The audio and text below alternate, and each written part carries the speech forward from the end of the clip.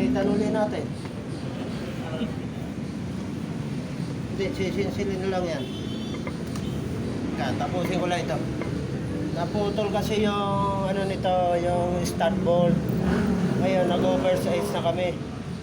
Dati 8mm, ngayon 10mm na. Bali 2mm ang tinaba niya. Palagay ko naman wala nang putol to eh. Sa 4-wheel drive to. Sa bungat.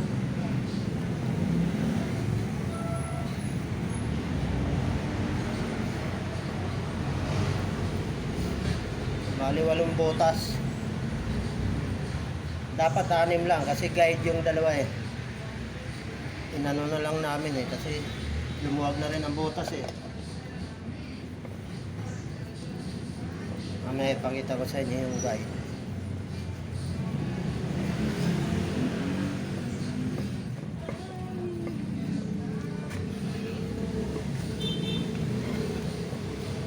Ito, tawag nito hand tap. Nahantapan, rinoros kasan. Itong hub.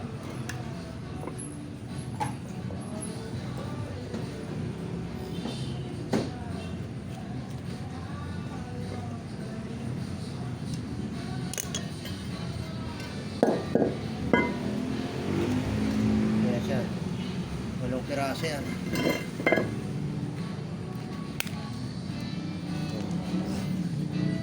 Ito yung stud niya na oversize.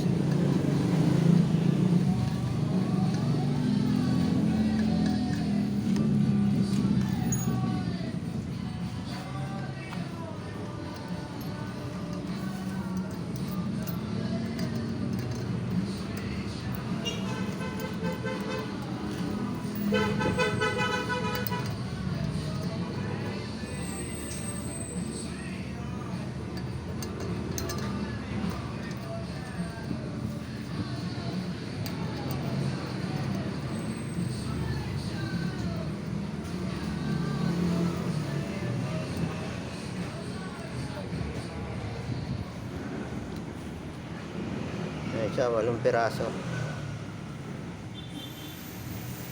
Oversize. Ito yung dowel niya. Binunot ko kaso lang maluwag na yung ibabaw eh.